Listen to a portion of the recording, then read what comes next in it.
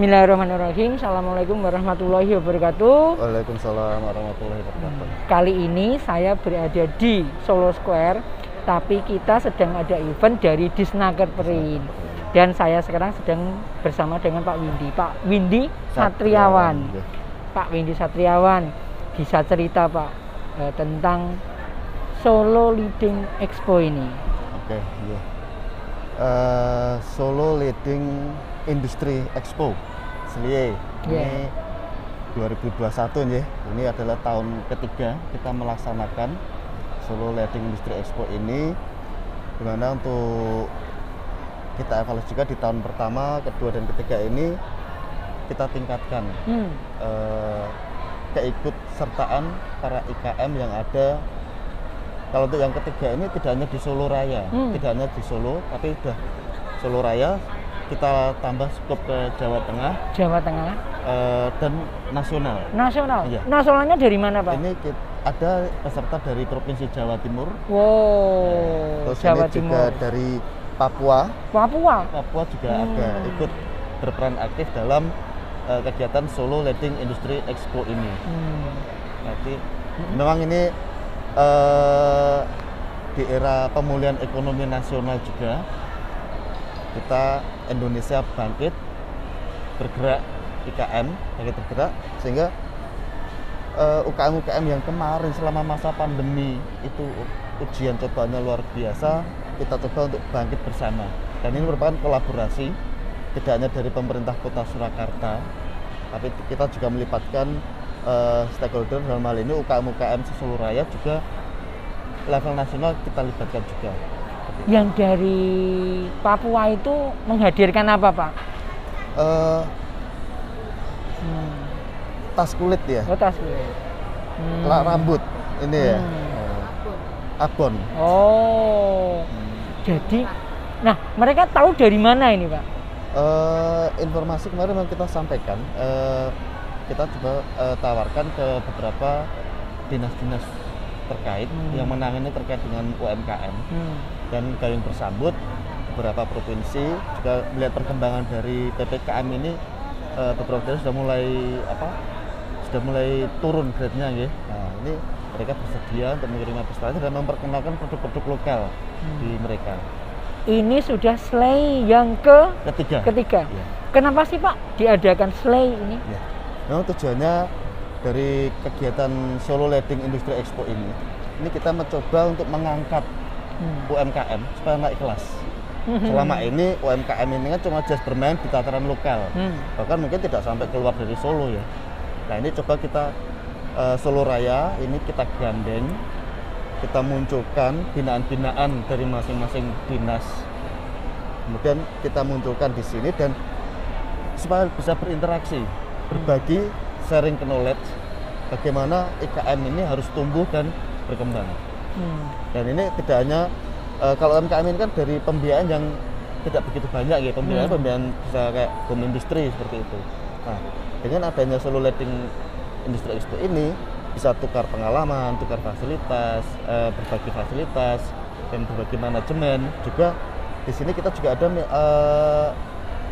pengenalan dengan pendana seperti itu. Kita ada perbankan yang bisa mengakomodir entah itu BUMN maupun BUMD. Pak, dari tahun yang ketiga ini pesertanya progresnya naik? Alhamdulillah ini naik. Tidak hanya cakupannya. Yang pertama Solo. Yang kedua Solo Raya. Sama ada Provinsi Jawa Timur. Terus yang ketiga ini skop nasional kita tambah lagi. Kali ini pesertanya berapa Pak? Kalau yang ketiga ini kurang lebih ada sekitar 60-70. Wow, luar biasa. Tenan yang kita siapkan. Ya, jadi ini diharapkan benar-benar bisa membangkitkan gairah perekonomian. Ekonomi menggeliat. Ya. Walau bagaimanapun juga pandemi mengajarkan kita untuk tidak menyerah ya Pak. Ya. Nah, ini Pak, jadi dari sekian ini didominasi oleh produk apa Pak?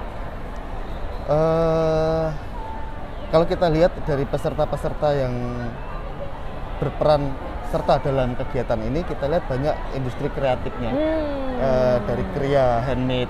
Ini banyak kita jumpai di sini, produk olahan makanan kita jumpai di sini juga. Nah, ini kenapa kalau boleh tahu? Kenapa di Solo Square? Pertama kita mencoba untuk sampaikan bahwa image pandemi ini, bahwa masyarakat Kota Surakarta ini pertama sudah semakin sadar terkait dengan penetapan protokol kesehatan. Satu itu, kemudian Solo Square tempatnya ini representatif dan merupakan daya tarik bagi masyarakat ketika datang ke mal-mal. Dengan pastinya akan mengunjungi booth-booth atau tenan-tenan yang kita persiapkan, dan mereka akan lebih mengenal juga, oh ternyata di Solo Raya ada UKM ini, entah itu yang handmade, entah itu yang olahan makanan, tidak hanya dari Solo, tapi juga Solo Raya, tapi juga yang Jawa Timur, yang Papua, itu mereka juga akan tahu, oh ada kuliner ini di sini, seperti itu. Atau ini ada, oh ternyata kriya di Solo ini ada yang sudah sampai ekspor, padahal ini cuman memanfaatkan limbah. Limbah. Nah, ini perlu dicatat ini. Limbah ini bisa menjadi efektif sehingga menjadi produk yang bermanfaat gitu ya. Nah, Solo Square sendiri kan ini ternyata pintu masuk menuju kota ya, Pak. Menuju kota, menuju Jawa Timur. Wah, iya ini jadi mungkin strategis sekali. Nah, Pak, dari sekian ini selain tadi mendominasi kriya dan sebagainya, kalau pribadi, Pak, yang disenangi produk apa, Pak? Ya, angel jawabnya. tidak sulit sih, cuman saya semuanya suka. Oh, gitu. suka. Karena memang di setiap produk ini ada sisi uniknya, ada nilai seninya, dan simplicity, ada kesederhanaan di situ, tapi unik, gitu. Bisa dibilang kayak seperti konsep kota Solo, Solo Pas, Solo Future. Oke, ini di toko modern, tapi ini ada produk-produk handmade yang secara sederhana dan ini masih lekat dengan tradisi kejawaan, seperti itu. Selain berlangsung kapan sampai kapan, Pak? Kegiatan ini kita selenggarakan mulai tanggal 15 sampai tanggal 17. 3 hari. 3 hari. Jam berapa buka? Mengikuti mall ya, Pak ya? Iya. Nah, jadi jam 10-an ya? Jam 10. Jam 10 sampai jam? Sampai jam 10 malam. Pak, dari sekian ini non sewu. Tadi kan sudah hadir pembukaannya itu Bu Wali Kota. Wali Kota. Iya. Sempat ngerekam nggak tadi kesannya Bu Wali Kota? Apresiasi bangga. Bangga. Dan semangat, optimis bahwa tidak hanya UMKM di Kota Solo, tapi pertumbuhan ekonomi di Solo dan secara nasional nanti pasti akan berkembang. Karena memang pandemi ini banyak mengajarkan kita. Pak, selain ini program andalan ya, Pak ya? Siap. Nah, program andalannya itu kenapa dijadikan, Pak? Dijadikan andalan? Ya, karena kegiatan SLI ini kita ketika merencanakan kegiatan-kegiatan yang terkait dengan SLI ini juga terkait dengan siapa saja nanti yang akan berperan aktif, ini kan kita kolaborasi. Pemerintah kota tidak jalan sendiri, tapi kita juga banyak melibatkan peran serta masyarakat, pelaku usaha, perbankan, ini penyedia jasa keuangan. Nah, ini menjadikan kita yakin ini adalah andalan kita yang akan kita gunakan untuk meningkatkan kualitas dan tumbuh berkembangnya UMKM. Mungkin kalau secara nasional sudah jelas UKM naik kelas. Nah, kita mencoba untuk bergerak tidak hanya dari sisi lokal, tapi juga mulai kita kembangkan ke hinterlandnya, ke daerah sekitarnya. Bahkan sampai ke tingkat nasional kita coba tunjukkan bahwa ini loh Solo Leading Industry Expo. Tadi penyedia jasa layanan keuangan tadi. Ya. Nah, kayaknya sudah disediakan model pembayarannya yang tidak ada cashless juga ya? Gimana itu, Pak? Sesuai kebijakan dari pemerintah bahwa model pembayaran cashless online atau ini sekarang dengan program QRIS ya. Ini kita juga sudah menerapkan. Ini ada beberapa booth yang sudah menerima pembayaran melalui QRIS dan ini terakomodir lewat bank-bank himbara, himpunan bank-bank negara. Jadi mereka yang belanja bisa nyaman melihat-lihat. Selain itu mereka juga bisa membayar, tidak harus bawa uang cash. Sekarang jadi rawan. Motornya udah hijau, Pak. Ada juga sampai merah ini. Jadi aman ya. Nah, kalau hari ini sepengetahuan Bapak sudah ada transaksi atau belum, Pak? Alhamdulillah dari kita buka jam 15.00 waktu Indonesia bagian Surakarta. Bagian Surakarta. Bagian Solo tadi belum dibuka sudah ada transaksi. Oh, oh jadi ini bukannya dari pagi tapi diresmikannya jam 3. Sudah ada transaksi yang dari pengunjung sudah ada mulai melihat dan ada yang melakukan transaksi. Kalau tadi saya pantau, saya amati transaksi terkait dengan produk olahan. Tadi herbal maupun yang dari Papua tadi itu juga ini makanan abon ya, abon merah gitu ya. Pak, yang mau datang ke sini catatannya apa Pak? Misalnya anak-anak jelas nggak boleh ya Pak ya?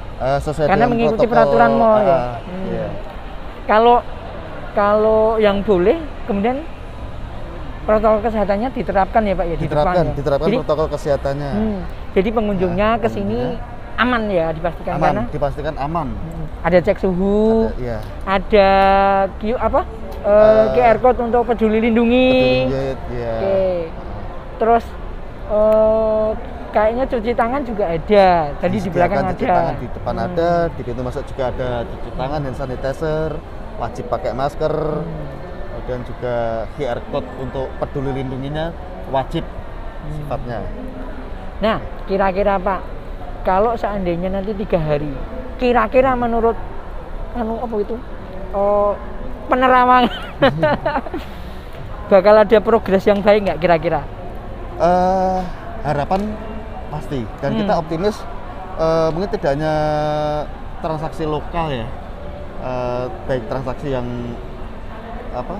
cash maupun yang online, yang cashless. Ini juga target kami juga nanti pasti ada untuk yang ekspor. Nanti ada yang laku.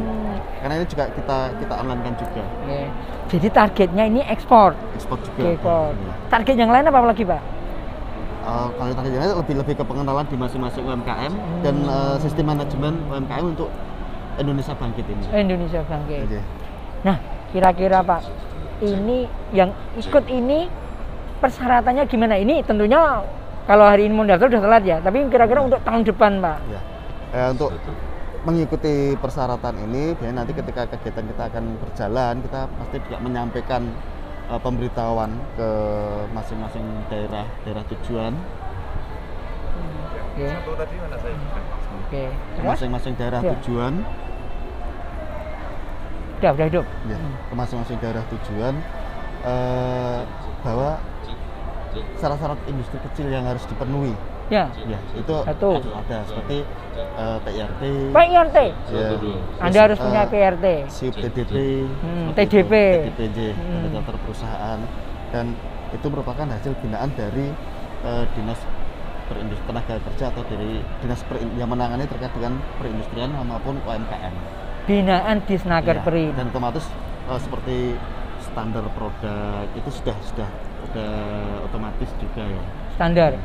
Jadi mereka harus dibina dulu biar standar, setidaknya ya layak. Kalau non sewu yang masuk ke binaan Disnaker Perin otomatis nanti bisa dibimbing untuk dapat PRT, sertifikasi halal begitu juga ya. Non sewu tercover nggak? Kira-kira sekarang ini ada berapa Pak binaan dari Disnaker Perin? Tercover nggak? Ya, untuk data terkait dengan ini kita ada aplikasi SIINAS, Sistem Informasi Industri Nasional. Kurang lebih ada sekitar 800-an ribu yang ini. Kalau untuk jumlah industri keseluruhan ada 2.000-an berapa gitu ya. Ini yang menjadi binaan kita ada sekitar 800 ribu dari berbagai sektor ekonomi. Itu kekuatan di Solo ya Pak ya? Karena di Solo itu kan tidak punya laut, adanya Sungai Bengawan Solo banjir. Sumber daya alam tidak ada ya, sangat terbatas. Pertanian juga tidak. Nah, berarti yang mau dikuatkan ini adalah industri kecilnya ini. Industri kecilnya. Pak, potensinya kira-kira ke depan itu industri kecil itu bagaimana Pak? Potensinya ke depan gimana kira-kira? Terkait untuk industri kecil, IKM maupun UMKM, pastinya ini adalah sebagai penopang utama perekonomian. Dengan permodalan yang minimalis, tapi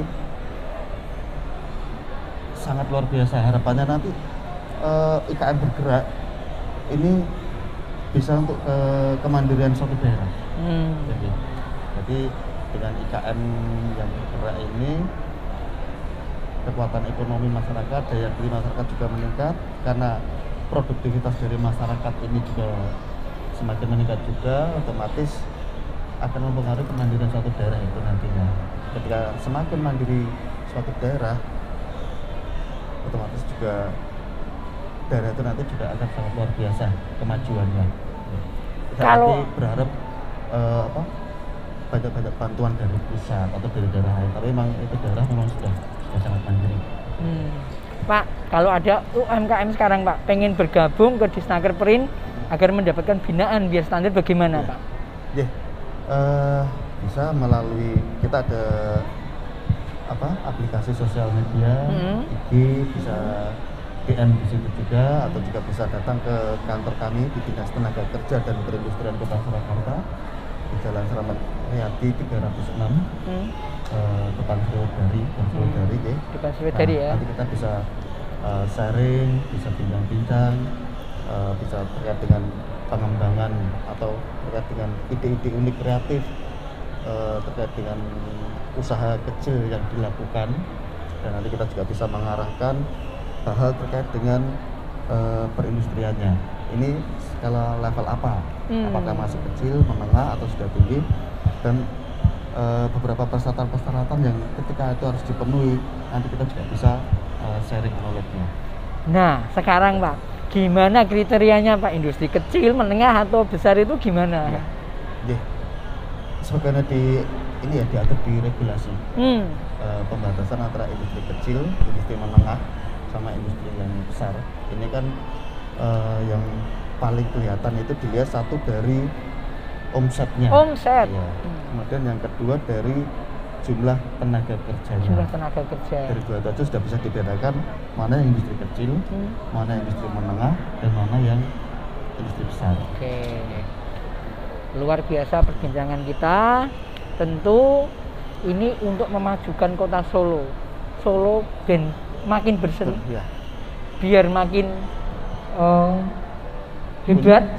Solo Kuncoro. Solo Kuncoro. Saya ingat itu Bu Kepala Dinasnya Perpustakaan itu sih Kuncoro. Oke, semoga pembincangan kita bermanfaat. Nanti kapan-kapan kita sambung lagi, dan assalamualaikum warahmatullahi wabarakatuh. Waalaikumsalam warahmatullahi wabarakatuh.